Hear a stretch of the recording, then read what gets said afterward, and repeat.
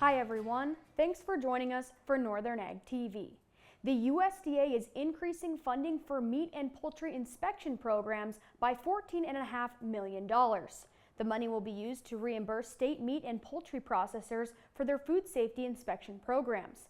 CEO of the State Departments of Agriculture, Ted McKinney, said that increasing the reimbursement rate for states participating in the cooperative agreement ensures that more efficient processing options for local livestock producers remain in operation, especially for smaller farmers. The Ranchers Stewardship Alliance and the Nature Conservancy have purchased 7,758 acres of the Webb Ranch near Loring, Montana, advancing their vision for a grass bank campus. A grass bank is a system where ranchers are incentivized to implement practices traditionally conservation-based on their own land in exchange for access to grazing.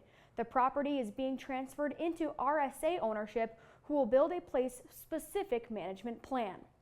RCAF USA recently presented a plan to rebuild and expand the cattle and sheep industries to the White House. RCAF requested the establishment of a phased-in tariff quota system that would limit the volume of lamb and mutton imports. With this plan, the group believes that it would recapture at least 50% of the domestic sheep market over several years without disrupting domestic consumption.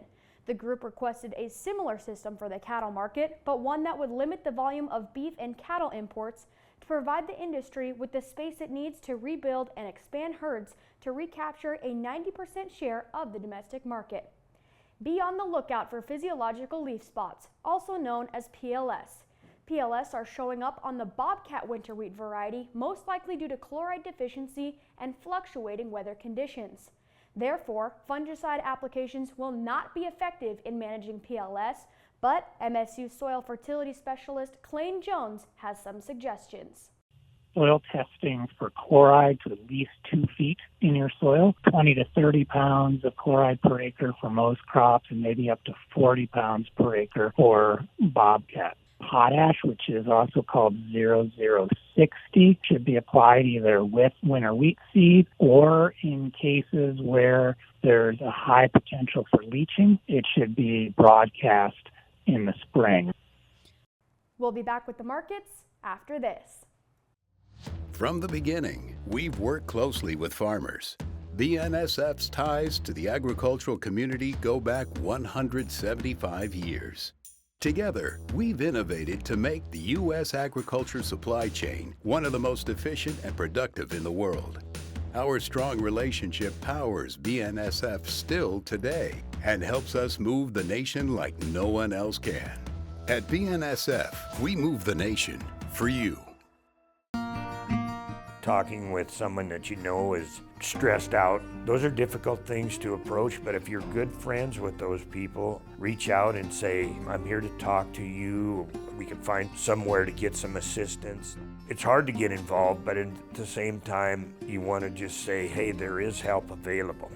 For more tips in dealing with stress in agriculture or for free counseling for egg producers, visit beyondtheweather.com. Thanks for joining us back for the markets. Well, cattle traders were not as supportive to the market on Tuesday as expected following the cattle on feed report and cash cattle trade last week. The contract did end up closing a little bit lower, but by mid-morning, the feeders did reach $7 losses. That report last Friday turned out to be pretty well in line with pre-report estimates. Cattle on feed on May 1st down 2% at 11.4 million head, and placements in April 3% below last year. Placements were the highlight of that report, as placements in April are the lightest number of head since April of 2020. Some analysts have said that the market concern could be from the fact that this week's slaughter could be dramatically lower than recent weeks. Turning to our local auctions, plenty of weigh-up cows in St. Onge last Friday, selling mostly from $137 to $179. Heiferettes from $185 to $254. Their next sale will be this Friday the 30th with a pair and bred cow special.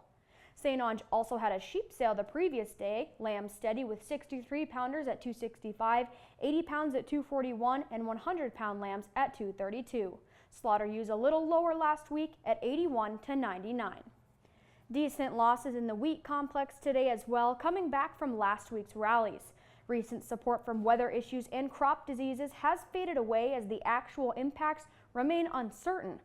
Weekly export inspections improved last week, with inspections ahead of pace at almost 562,000 metric tons. Corn a little bit lower and soybeans a little bit higher as traders anticipated the crop condition reports. That's it for today's Northern Ag TV. Thanks for joining us. Have a good day.